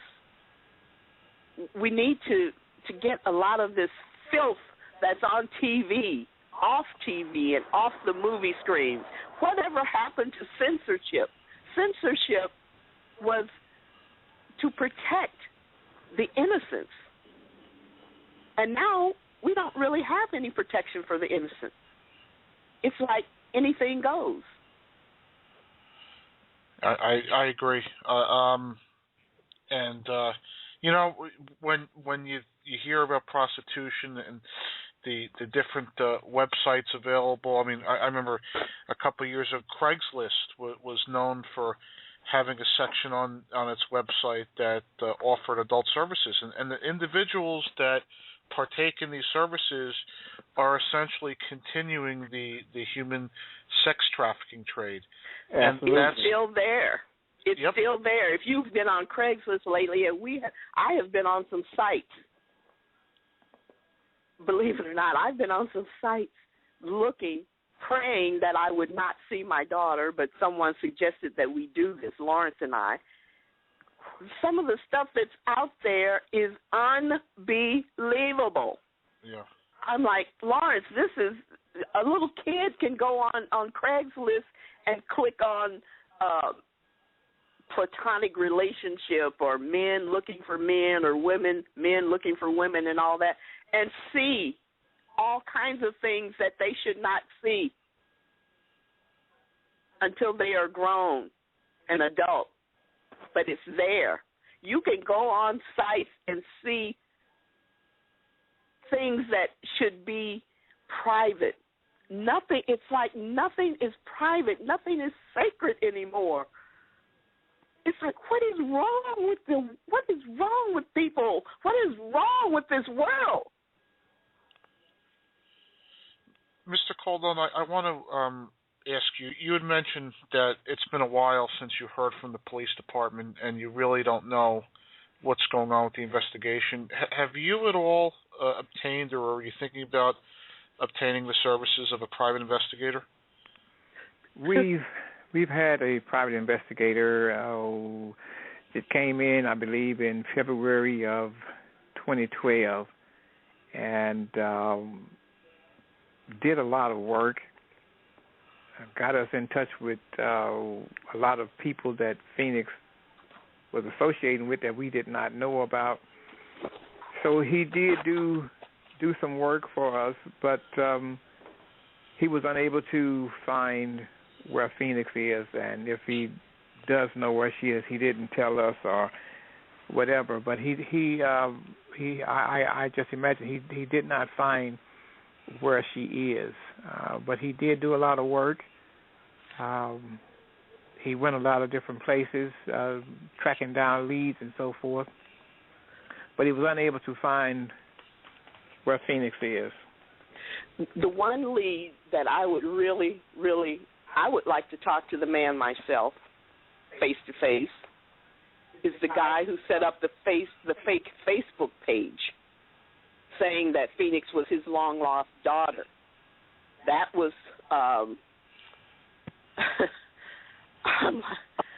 I would like to talk to that man face to face, because I would like to know from him where he got the picture that he used and that he doctored.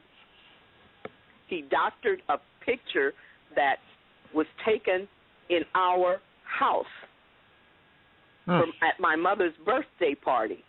I would like to know where he got that picture and why did he doctor the picture.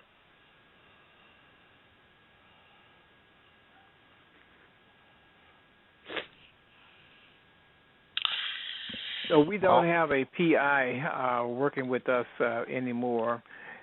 We had one PI, it was an ex-police officer who was working with us, and he decided not to pursue the case anymore. So we don't have any PIs on the case right now. We had another PI as well who came forward who was going to help us on a pro bono basis. Actually, two others. And all of a sudden, they don't want to work on the case. I see. I just overheard what you said, Goldia and Lauren. And you currently don't have a private investigator on this case. Right. And you wanted to know a certain thing. I have a pastor who is a private investigator, and he does pro bono work. I just tried calling him on my cell phone, but cell service here is not too good. I don't know if I can do a three-way call and be able to bring him in, but I could get you in contact with him to call him. Okay. He does pro bono work. He said he would do that.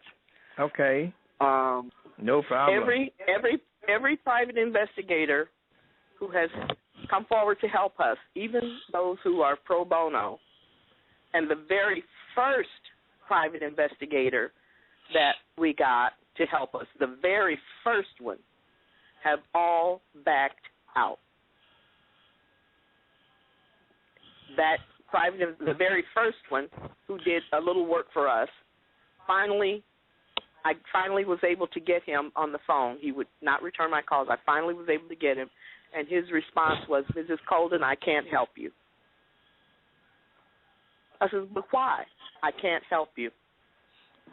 I can't help you." Every other private investigator since then, except one, has backed out. Except one. Except one. Including the private investigator who I think was involved in the Boston bombing case. Mm-hmm. The guy, the two young men who had the bombs at the Boston Marathon. Yeah. Yes. Okay. Including him. Yes. These people have backed out. And do we know why? We don't know why. The one who I talked with, the very first one, all he would say was, Mrs. Coldon, I can't help you. I can't help you. He said he could take our money, but he couldn't help us. But I can't help you.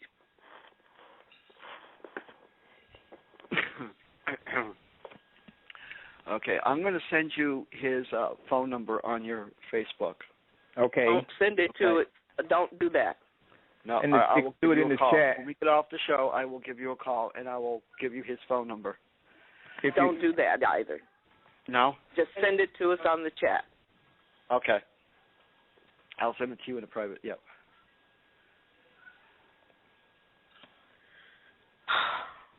This is a nightmare. This is the worst.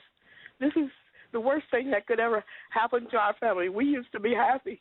We lived a very simple life. We lived a very, very simple life. We were happy. And then there were people who came into our daughter's life and our life who were meddlesome, who things that we were doing with our daughter, such as my homeschooling her, they saw that as a problem. Oh, you think you know more than the teachers? No, I don't think I know more than the teachers. I just want my daughter to learn the different parts of speech. I want my daughter to learn about history. I want my daughter to learn how to spell words instead of using spell check. And I want my daughter to learn about the Bible.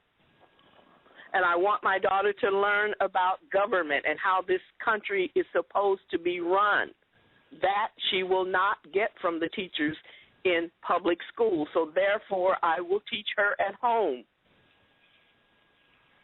We were getting people who were just meddlesome about things that we were doing with our daughter at home, which were things that people have been doing since, I don't know, since mothers have always done. I taught my daughter how to set a table. I taught my daughter how to make a bed. I taught my daughter how to keep her body clean. I taught my daughter how to floss her teeth. I taught my daughter how to be respectful to grown-ups. I taught my daughter how to clean a house. I taught my daughter how to iron her clothes. People nowadays, mothers nowadays don't even teach their daughters that. I taught my daughter about sex. I taught my husband taught her about sex. That is something that God created to procreate this earth,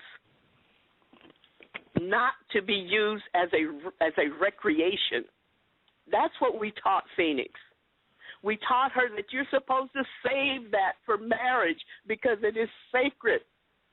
It is private. It is not something that you get a video camera and videotape it and put it on Facebook.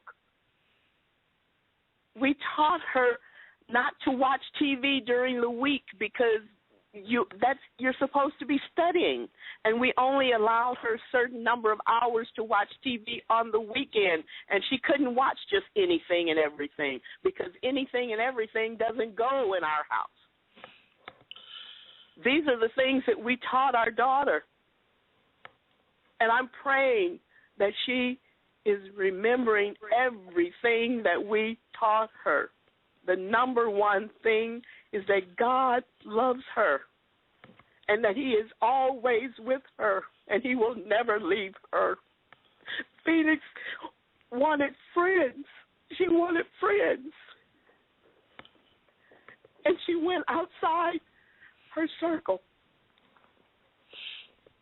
And she's very, I taught her that it doesn't matter what color a person is. I made sure that Phoenix went to, when I did send her to school, nursery school or preschool, she went to a school where there were handicapped children.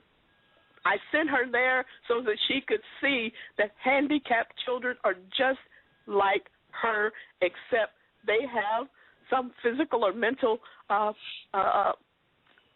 situation that makes them special.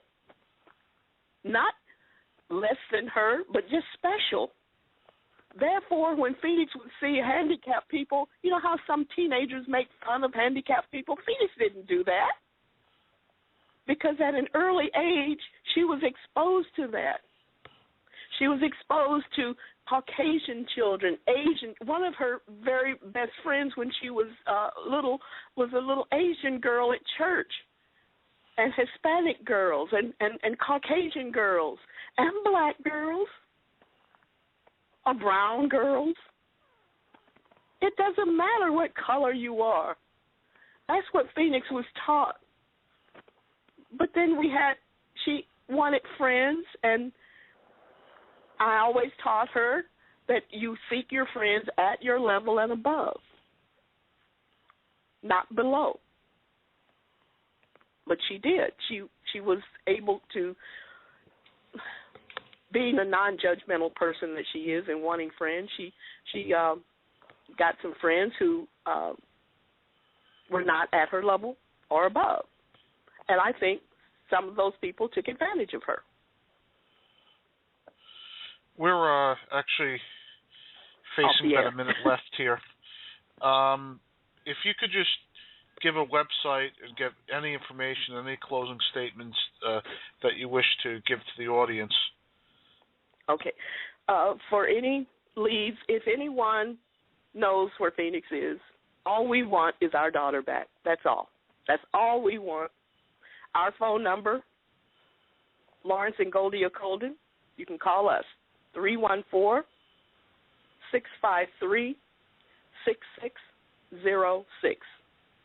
You may also call Detective Michael Moore of the St. Louis County Police. The number is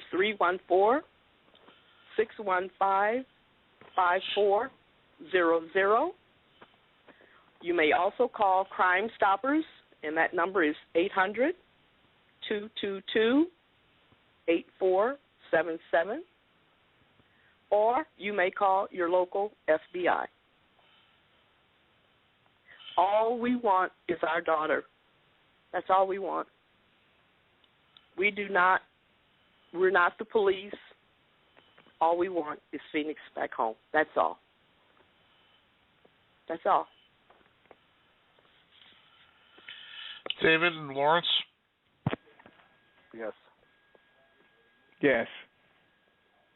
Do you have anything you want to say before we wrap it up?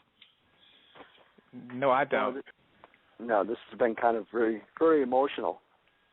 And I will give you a call. I put that in the chat room, the phone number. Okay. Thank you. Okay.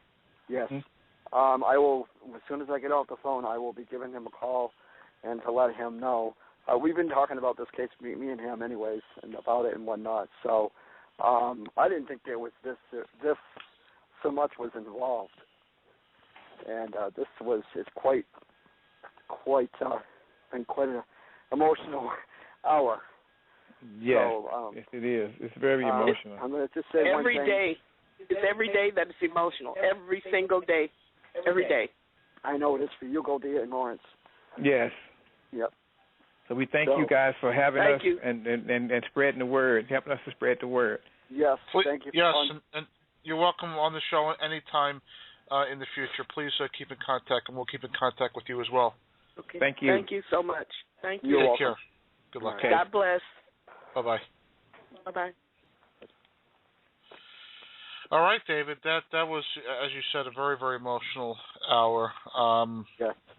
And this is going to be available on the archives really forever. So it's blogtalkradio.com/Carson's Corner. David, you want to plug your Facebook page before we wrap it up here? Yep. Your Facebook page. You can actually, if you need to, if you want to send me a message, if you do have a missing loved one, or if you know someone who has a missing loved one and needs to, and you're not getting much media attention, you want to get out there to raise awareness, you can message me on Facebook at facebook.com/NDSman64, or you can go actually to my Facebook like page, and that is The Missing and Abducted. I also have Speak Your Mind Radio, the Missing and Abducted radio show, and also recent news and alerts, Help Bring Our Missing Home. And you can go right to my Facebook page, right on my profile, and all that stuff is right there. And Great. of course, my website is symradio.com. Great, David. Thank you very much, and we'll do it again sometime in the future. Yes, we will. Thank you.